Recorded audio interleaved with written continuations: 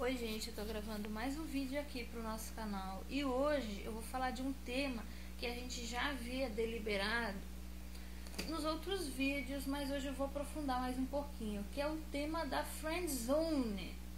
Lembra que eu falei no outro vídeo que a friendzone é na verdade uma enorme dificuldade de ver a mulher como ser humano? Então gente, é isso que eu vou deliberar hoje.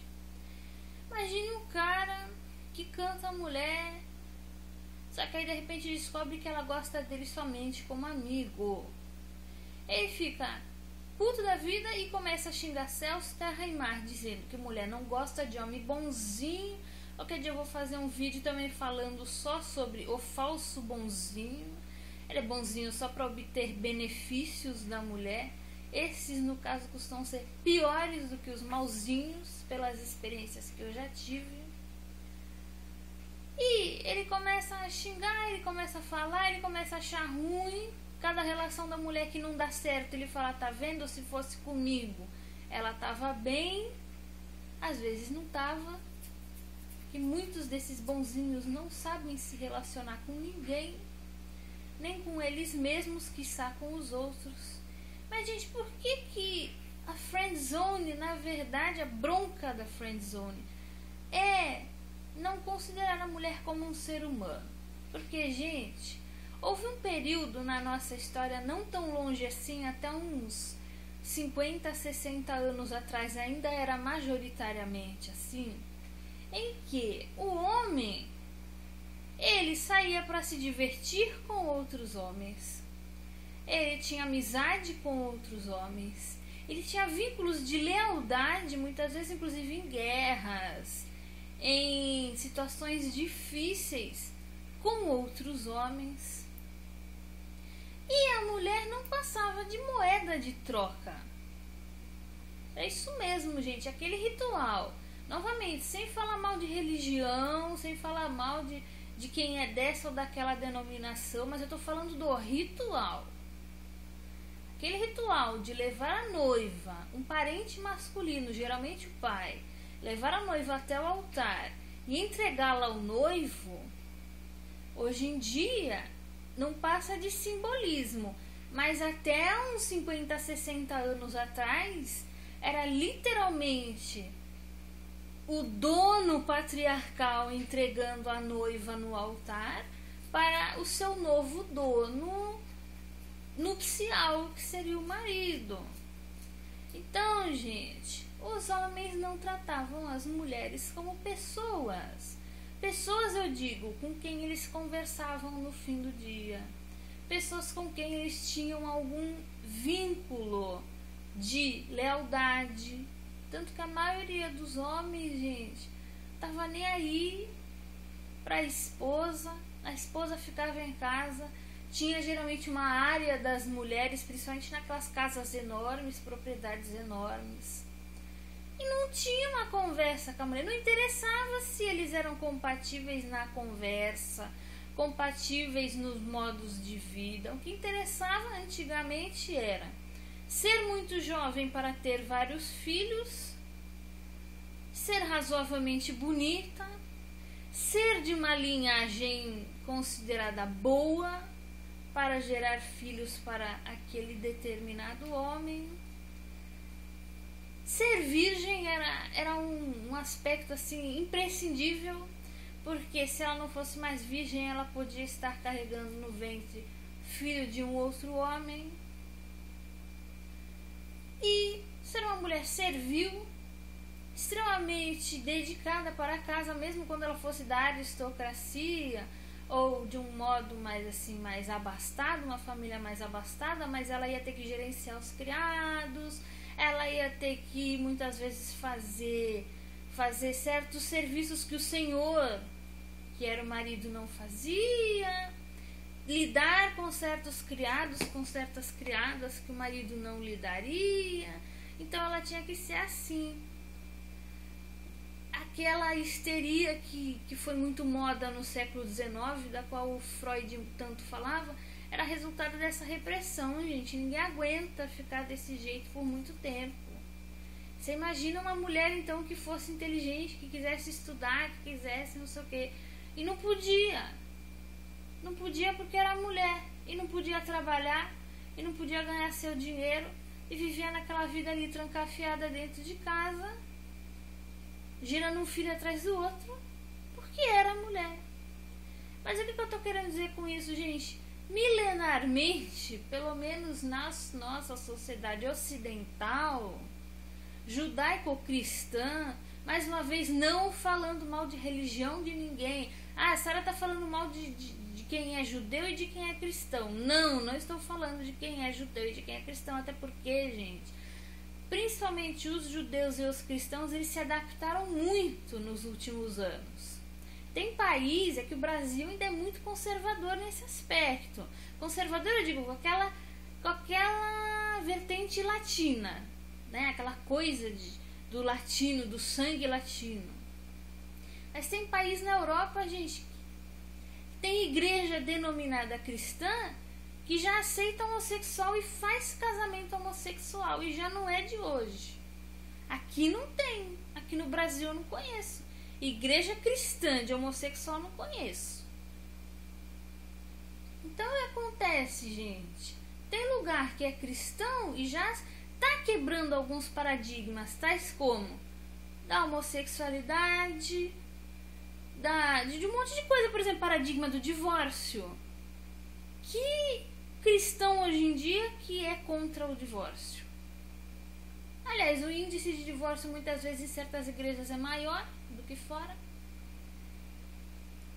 Tá quebrando paradigma até de sexo antes do casamento. Tem muito cara e muita mina nas igrejas que faz sexo antes do casamento. Tá quebrando paradigma de um monte de coisa. Entendeu, gente? E tem igreja fora que já quebrou o paradigma até de casamento gay, que no Brasil ainda é muito fechado. O brasileiro ainda é muito fechado para isso. Então eu não estou falando mal da religião de ninguém, mas eu estou falando que as sociedades que foram criadas sob este molde eram assim. A mulher não tinha valor enquanto ser humano, mas ela tinha valor enquanto procriadora, mantenedora da casa, mantenedora da linhagem do marido, esse tipo de coisa. Entende? Então, gente, para uma sociedade que só de 50 a 60 anos que está começando a quebrar esse tipo de paradigma, vocês imaginam que não dá para mudar a cabeça dos caras tão rápido? A maioria dos caras que eu conheço só procura mulher ou quando quer fazer sexo sem compromisso, ou quando quer estabelecer essa relação dita de namoro. Por quê? Porque na cabeça dele, não que ele pense racionalmente assim, mas lá atrás, mulher servia pra quê? Pra isso, ou pra ser puta, pra pegar de vez em quando, que era puta, antigamente era tudo puta,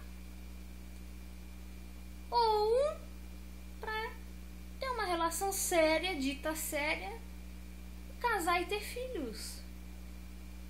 Mulher amiga de homem na guerra tinha uma aqui, outra ali. Era uma aqui, outra ali. E eram mal vistas ainda pela sociedade, muitas vezes. Então, gente, não adianta a gente chegar e falar assim, mas vai mudar de uma hora para outra.